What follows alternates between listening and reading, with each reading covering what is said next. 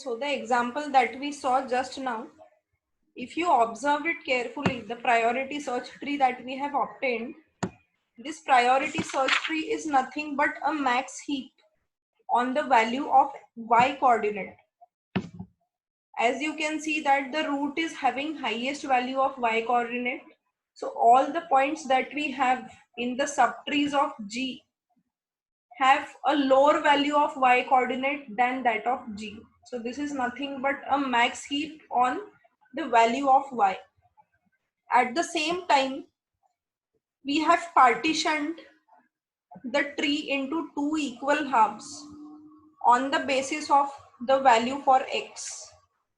As we know that after getting the root G, we calculated the median on the basis of the x values of remaining points, and the median that we obtained was 43, as we can see in the figure. And along this median, now we had split the tree into two halves.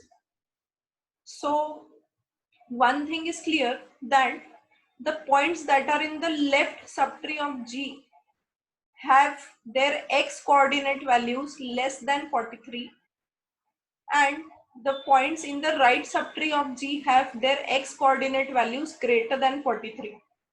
So here in this tree we have used priority queue, that is heap, on the value of y, that is a max heap, and we have used binary search tree concept. So it's clear now that it's a hybrid of heap and binary search tree.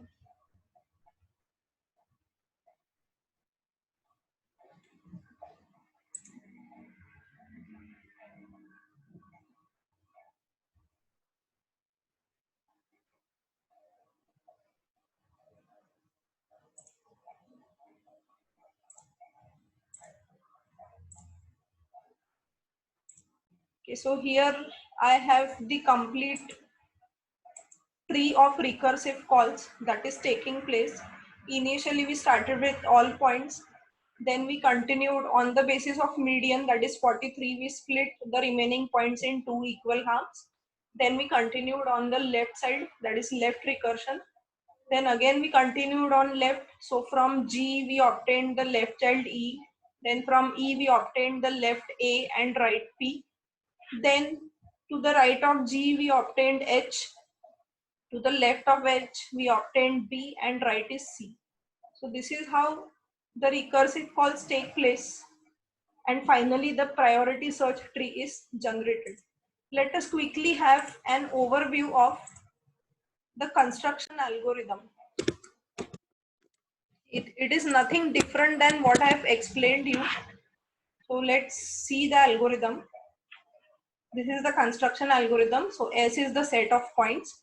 If S is empty, then we return a null. So we have already seen this.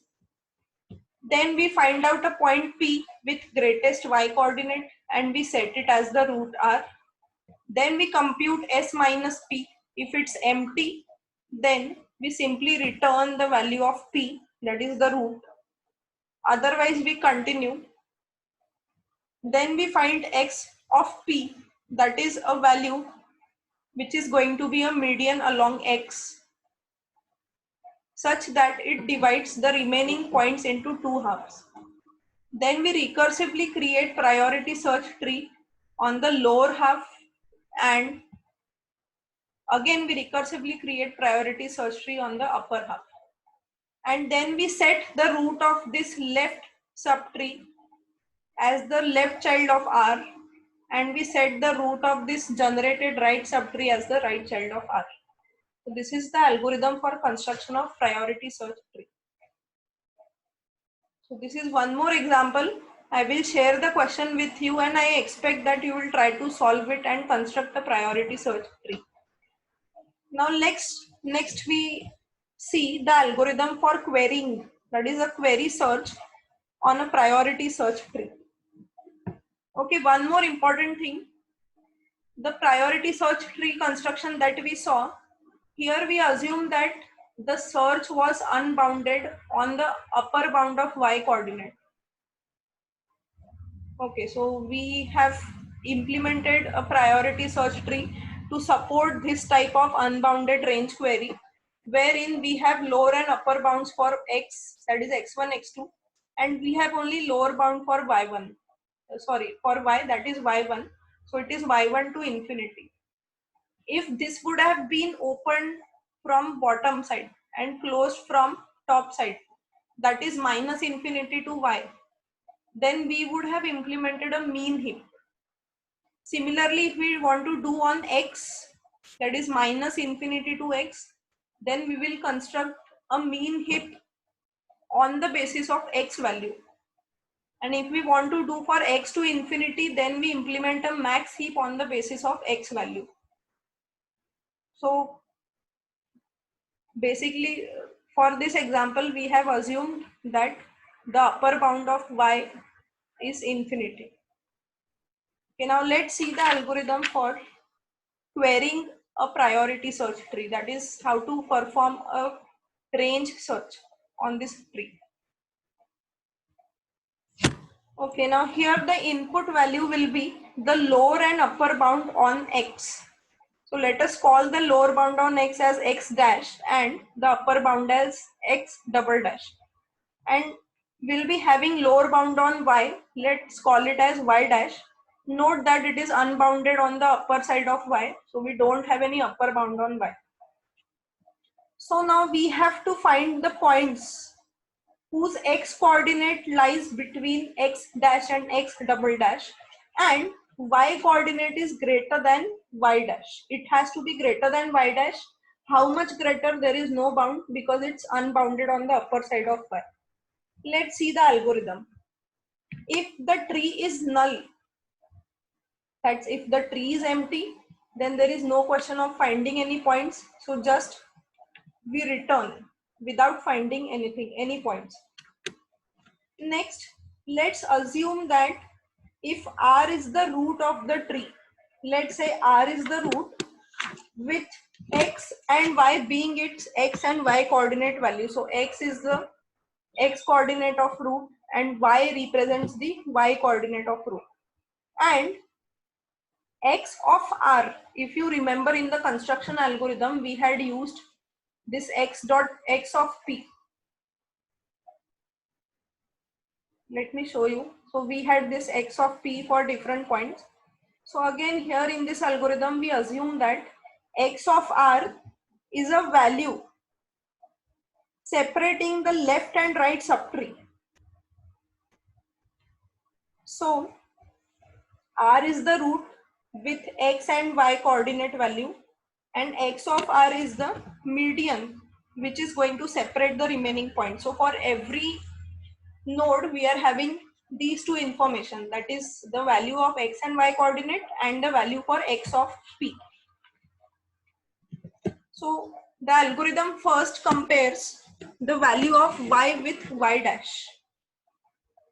Again, y is the y coordinate of root and y dash is the lower bound. As you can see, this is an example of unbounded range search wherein x dash is 0, x double dash is 11 and y dash is 4.5. So there is no upper bound on the value for y. It's open from top.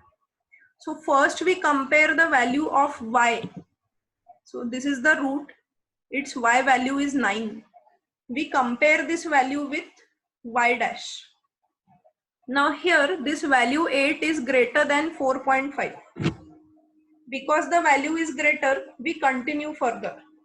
Let's imagine that if root would have been somewhere here, let's say if g would have been the root, so its y coordinate value is 4. And the lower bound of y we are interested in is 4.5. So if the lower bound is greater than the root's y coordinate, it's obvious that no point in the tree will lie inside this range. The reason is that this is a max heap. So whatever child nodes of G we have inside the tree, they are definitely going to have a y value less than 4. So there is no meaning in continuing further. This means that there are no points that lie in the interval, and hence this algorithm will stop. So this is the condition that we have. We return without finding any points because y is less than y dash. If y is greater than y dash, next we have to compare the value for x coordinates. So next we check for x of the current node. For example, right now we are at root. So we compare its x coordinate. X coordinate is -1. So does this -1 lie in the range of x? Because the range is 0 to 11. So this -1 does not lie in the range. So we will not report or we will not print this value. Let's say if it would have been n. So its x value is 1, which is in the range of 0 to 11. So we would have reported this value because it lies in the range. Okay, so this is this step number 3 where we, step number 4 where we check whether the x coordinate lies in the range of x dash to x double dash. Next, after printing or not printing a particular node, we have to take, the big question is to which subtree we should continue the search further. Should we go to left or should we go to right or both? So in order to get the answer to this question, we have to check for the value of x of p. So if this is r, we have to check its x of r. Now if we see the tree, so after colon, whatever values are written, these values are x of p. So for this node, x of p is equal to 8. That is the median value.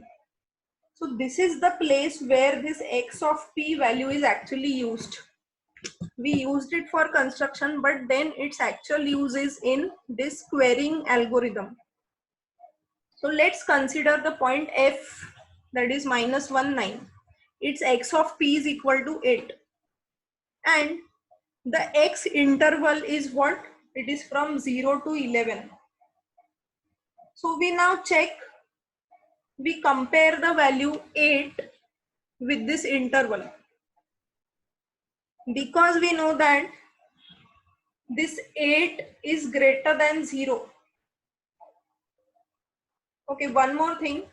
Here we know one fact. The fact is that the points with x coordinate value less than 8 are in the left subtree of f. So whatever points we have in the left subtree of f, they have their x coordinate value less than 8. But there may be a case that they are greater than 0 because 8 is greater than 0.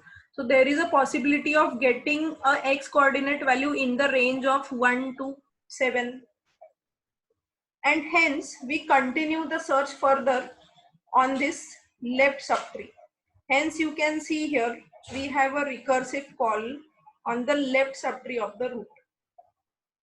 Similar kind of thing we check for the right side. The upper bound is x double dash. So x double dash is 11 and 8, this 8 is less than 11. At the same time, we are aware of the fact that all the nodes in the right subtree of 8 have a x value greater than 8. So whatever points we have in the right subtree of 8, they have their x coordinate value greater than 8. At the same time, because 8 is less than 11, it means that their x coordinate values may be in the range of 9 to 10, that is between 8 and 11. So recursively calling the algorithm on the right part may also turn out a good choice. So we have to recursively call on both the sides, left and right. As you can see in the algorithm, we have a recursive call on both the sides, left as well as right. One more example I will give to make this recursion clear. Again, let's start from the root, that is -1, 9. Its x of p is 8 and this -1 is not in the range of x dash and x double dash, so this point is not reported. Next, we check the value 8 with x dash. Since 8 is greater than x dash, that is 0, so we recursively call the algorithm on the left subtree. Left subtree, next root we have is n, that is 1 comma 8. This 1 comma 8 has a x value 1. This 1 lies in the range of 0 to 11. Means this point lies in the range, hence we report this particular value. This value will be printed because it's inside the query range. If, okay, now the x of p for this node is equal to 3. This 3 is greater than 0. So we get a left recursive call on the left subtree. At the same time, this 3 is less than 11. So we also have a recursive call on the right subtree. Now let's come on the right side of f. On the right side, the right child of f is a with points 15, 7 and x of a is equal to 11. This point will not be reported because its x coordinate 15 is not in the range of 0 to 11. Next, we have to decide as in which side of a we should continue. Should we continue on one side or both the side or no side? So x of p is 11. Is the first condition is we compare this 11 with x dash. This 11 is greater than x dash, that is 0. So we continue the search on left side. See, what this 11 means is the left subtree, the points in the left subtree of A are having x coordinate less than 11. So there may be a case that we may get a coordinate whose a point whose x coordinate is greater than 0, less than 11 and greater than 0, because 11 is greater than 0. So hence we have to check on the left side. Okay, now see x double dash, it's 11, and we compare this x of a, that is 11, with x double dash. Is this x of a less than x double dash? No, they are equal. So this 11 is not less than 11. Because 11 is not less than 11, what it means is in the right subtree of a, all the points are having their x coordinates greater than 11. But note that we are interested only up to 11, so there is no meaning in searching on the right side, and hence we do not get any recursive call on the right part of this A. So this is how the algorithm works. This is the corresponding recursion tree that we have for the same example I was talking about. So initially, see what the steps are. We compare y with y dash. Then next we check whether x lies in the interval. If it lies, then we report it. Then we compare x dash with x of p. Then we compare x double dash with x of p. And depending on the comparison, we perform left recursion or right or both or none of them. So this is how the algorithm works. You can see that at some places we have only left recursion, no right recursion. On some places we have only right, no left. So it all depends on these two conditions. Okay, now coming to the running time, the performance of this algorithm. So the space requirement for this will be O of n. Rather, we will say only n, because per node the information of one point is stored inside one node. Only one node is required per point, or each point for each point. So it's order of n. Coming to the query time, if the size of answer means the number of points to be reported are equal to k, then the query time will be order of k for those points. And for the remaining points which are visited but not reported, like we visited this f, then a, then we visited let's say h. So there are some points which are visited but not reported. For those points we get order of log n. So total query time becomes order of k plus log n. A plus point of this algorithm is the construction time, because we are constructing a heap. So the heapify method is going to take only a linear time, that is order of n. And because we initially sorted the points on the basis of x coordinate, that is required for finding the median. So the pre-processing time is order of n log n. So if you see the running time, it's much better as compared to KD tree, because if you remember in KD tree, the running time was order of k plus square root of n. So log n is far better than square root of n. Also, if we compare this with the range trees, then also the priority search tree performs much efficiently and better than the range trees. So this is the reason why priority search tree is preferred for unbounded range search. And the beauty of this particular tree is it's the way in which we get the nodes inside the tree.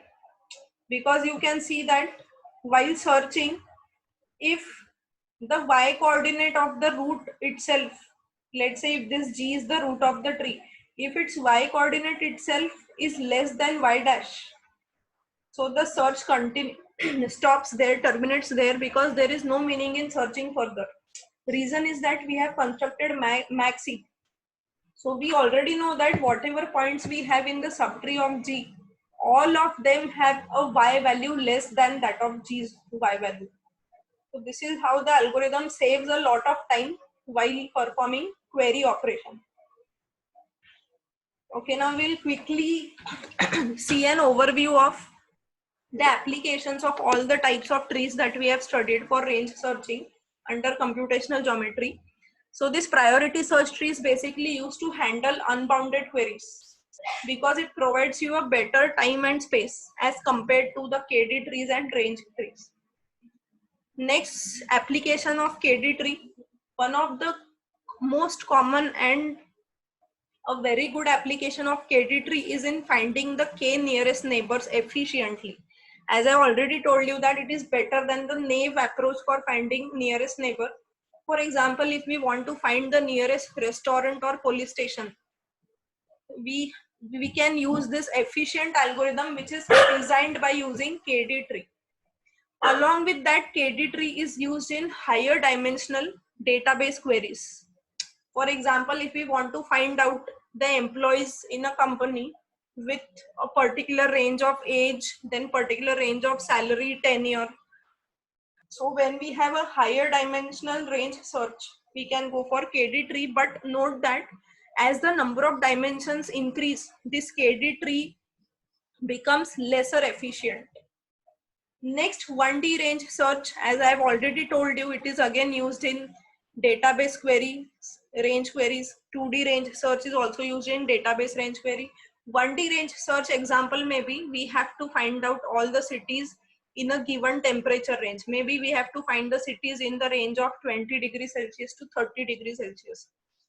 2D will be having two dimensions, like along with temperature, we may also have a range of humidity, and then we have to find out the cities. Along with all these type of trees, we also have a type of tree in this particular unit, that is chord tree. Chord basically stands for quadrant, that is 4. So what it means is, when we partition along a node, the number of partitions in a single partitioning operations are equal to 4. Like we know that in KD tree, in a single partitioning operation, we get only 2 halves, left, right, or top, upper and lower. But in chord tree, a single partition results into 4 partitioning or 4 quadrants in the tree. Remaining procedure is same as in the other trees that we have studied. This chord tree again also have lot of applications in image compression.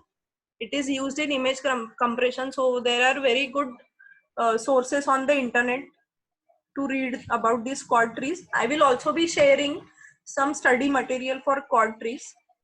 It is also used in collision detection. Like in games, if you want to find out when two objects are colliding, or you want to detect the collisions among the objects, so this chord tree can be useful. So this was all about the different type of data structures that are used in computational geometry, specifically for range search operations. Okay.